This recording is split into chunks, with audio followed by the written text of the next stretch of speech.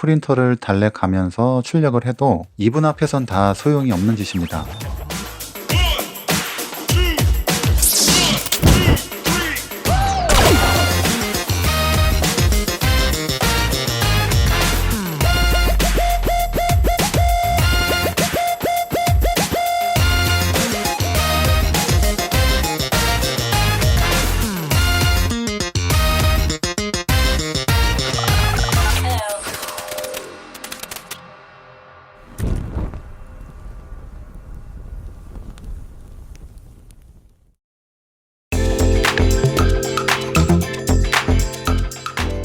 안녕하세요, 잭이민터입니다.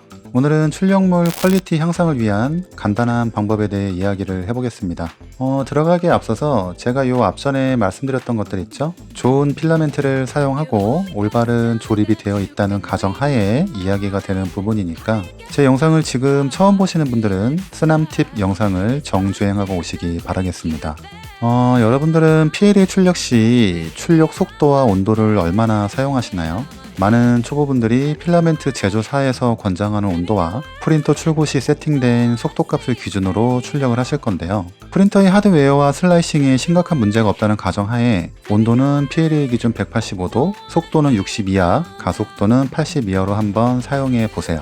기존에 그냥 남들이 하라는 대로 온도는 200도 이상, 속도는 80 이상, 가속도는 3000 이상을 사용하시던 초보분들은 이렇게 바꾸고 출력을 하시면 아마 전보다 모양도 이쁘게 나오고 서포트도 쉽게 떼어지는 눈에 띄는 퀄리티 상승을 경험하시게 되실 거예요. 만약 층간의 결합력이 높아야 하거나 레이어 높이가 0.2mm를 초과하는 빠른 출력을 원하시면 녹아내린 필라의 공급이 부족해서 안 되지만 강도가 크게 필요 없는 예쁜 출력물을 피규어 같은 거 천천히 뽑으실 거라면 제가 알려드린 대로 한번 뽑아 보세요. 이유를 설명해 드리면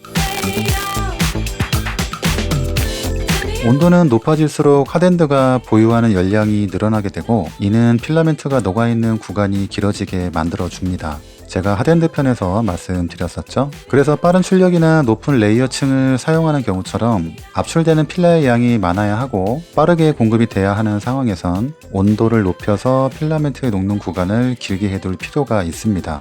하지만 낮은 레이어층과 빠르지 않는 속도로 출력을 할 경우에는 오히려 높은 온도는 핫엔드 안에 녹아있는 필라의 양을 너무 투머치하게 해줍니다. 온도가 높아질수록 녹아있는 필라가 핫엔드 내에 쌓이게 되고 이 녹은 필라는 중력과 노즐 내의 압력에 의해서 노즐 밖으로 나가려고 하는 성격을 띠게 됩니다. 우리 입장에선 아주 못된 성격이죠.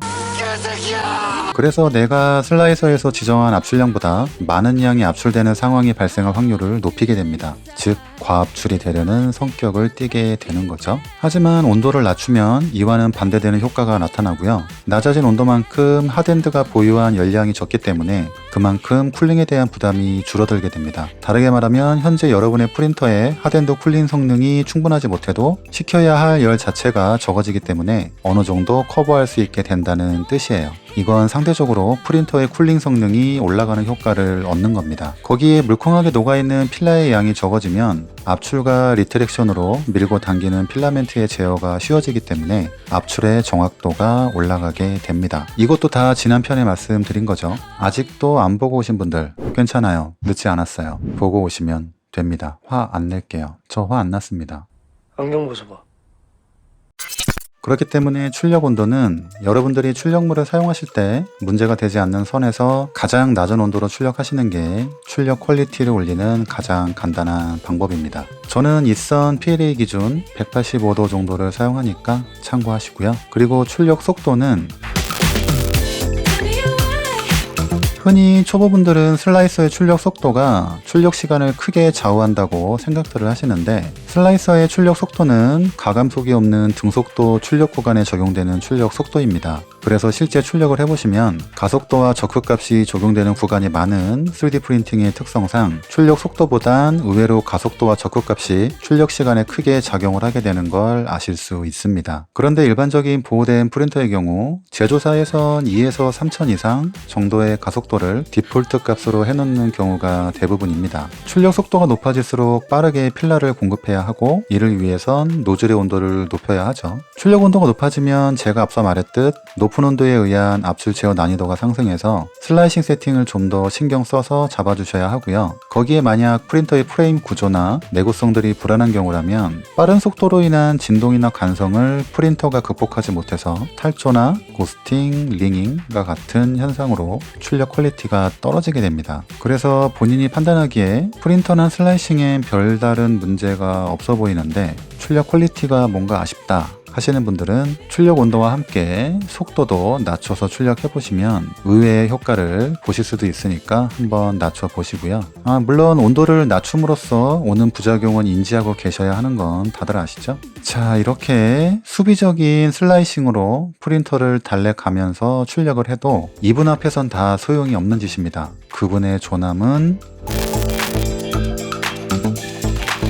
출력물의 난이도를 먼치킨으로 만드시는 본좌 서포트 되시겠습니다. 이 서포터라는 건 중력을 극복하지 못하는 출력물을 출력 가능하게 해주는 천사이자 서포트면의 퀄리티를 저하시키고 출력 난이도를 대폭 상승하게 해주는 악마이기도 합니다. 일반적인 FDM 방식에서 서포트가 심한 출력물에 퀄리티 있는 작품을 기대하시려면 어쩔 수 없이 후가공을 해야 되는데요. 만약 서포트 지옥의 출력물을 뽑으실 때 서포트 제거가 수월하게 뽑으면 서포트와 닿는 면이 부실해지고 서포트에 닿는 면을 알차게 뽑으면 서포트 제거가 힘들어져서 이거 서포트 때려다가 본체가 망가지기도 합니다.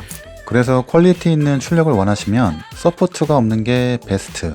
차선은 서포트가 최소화된 모델링을 선정하셔야 합니다. 아니면 서포트가 생기지 않도록 분할해서 출력하시고 다시 합치셔야 합니다. 자, 그럼 오늘의 결론. 출력 온도 낮추기, 출력 속도 낮추기, 서포트가 없는 모델링 뽑기입니다.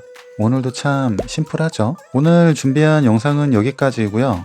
다음 시간에는 출력물의 공차에 대해 간단히 이야기해 보도록 하겠습니다. 자, 우리 구독자 여러분들 늘 건강하시게 해피 프린팅 되시길 바라고요. 우리 다음에 또 만나요. 안녕. 네, 다리 꼬고 했어요. 섹시하죠?